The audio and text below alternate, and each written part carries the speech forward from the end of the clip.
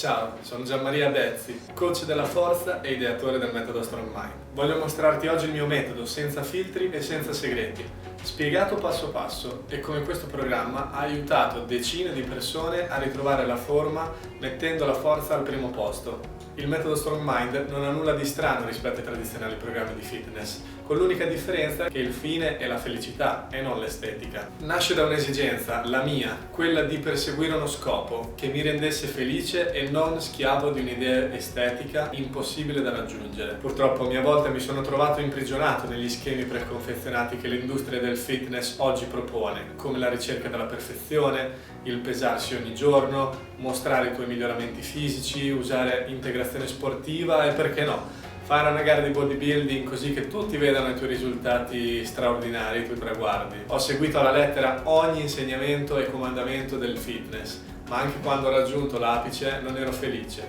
Avevo sacrificato tutto: amici, tempo, soldi, famiglia, hobby, interessi, tutto. E tutto questo solo per essere come gli altri volevano che io fossi.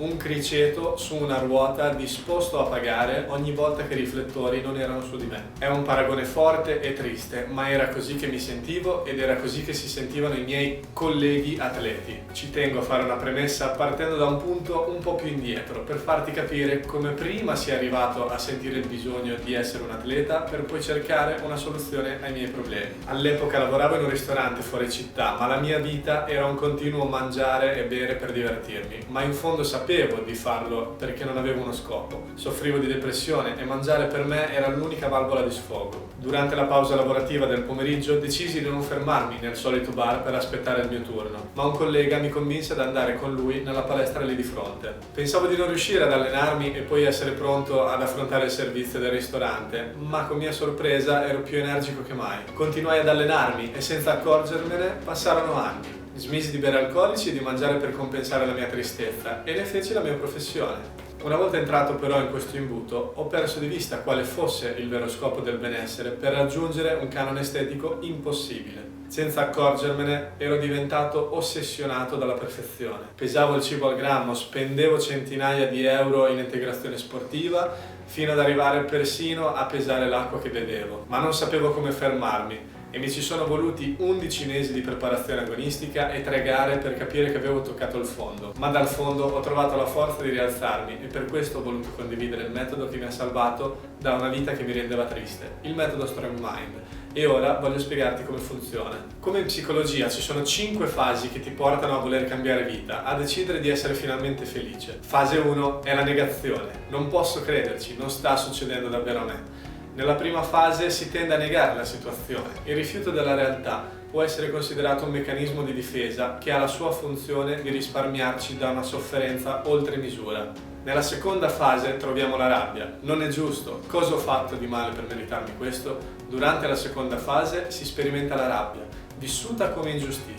Si tratta di un passaggio molto delicato dell'iter psicologico e relazionale che può coincidere con il momento di massima richiesta d'aiuto oppure con il suo esatto contrario come la chiusura e il totale ritiro in se stessi. Nella terza fase abbiamo la contrattazione. Superare questo momento mi renderà più forte. Se ne esco giuro che non farò gli stessi errori.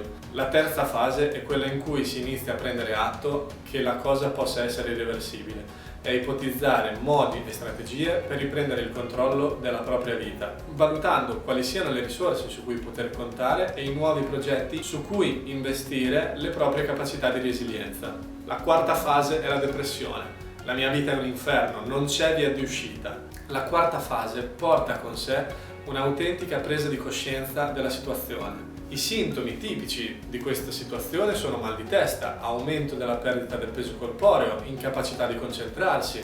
Al quinto posto troviamo l'accettazione. È andata così, è ora di voltare pagina. La quinta ed ultima fase coincide con la conclusione del processo di elaborazione. Nonostante si possa ancora incorrere in stati emotivi di rabbia e depressione, sebbene in forma decisamente minore rispetto alle fasi precedenti, si è pronti a dare un senso a quanto è successo, ad accettarlo e a considerare la possibilità di un progetto di vita autonomo, guardando al futuro con rinnovamento ed entusiasmo. Riprendere in mano le redini. Una volta toccato il fondo non possiamo fare altro che risalire. Ma io non ho toccato il fondo, voglio solo stare meglio.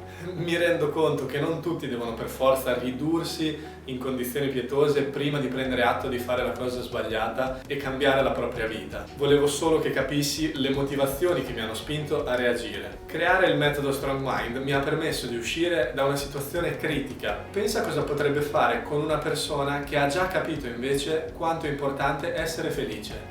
Ero un ragazzo insicuro, obeso e senza uno scopo. Ho ritrovato la felicità e ora il mio scopo è aiutare gli altri a ritrovare la propria. Quindi di seguito voglio elencarti i 4 passaggi fondamentali che vengono eseguiti nei miei programmi. Punto 1. Equilibrio e respiro. Come per il piccolo bambino, questa fase del programma ti porta a scoprire te stesso, a conoscerti, a muovere i primi passi. Si impara la tecnica della respirazione diaframmatica e a muoverci allenando l'equilibrio. Nel punto 2 troviamo la tecnica e il controllo del pensiero. Come per l'adolescente, questa fase prevede la conoscenza delle proprie capacità. Scopriamo i nostri punti forti, ma anche quelli deboli. Si lavora sulla conoscenza degli esercizi e si impara a controllare la propria mente attraverso esercizi di concentrazione. Al terzo punto troviamo forza e meditazione. Come per l'adulto, questa fase prevede la consapevolezza di noi stessi e delle nostre potenzialità. Si apprende la tecnica della meditazione e si impara come questa possa agire sui nostri pensieri negativi rendendoci felici. Per sentirsi forti bisogna essere forti, quindi si solleva di più.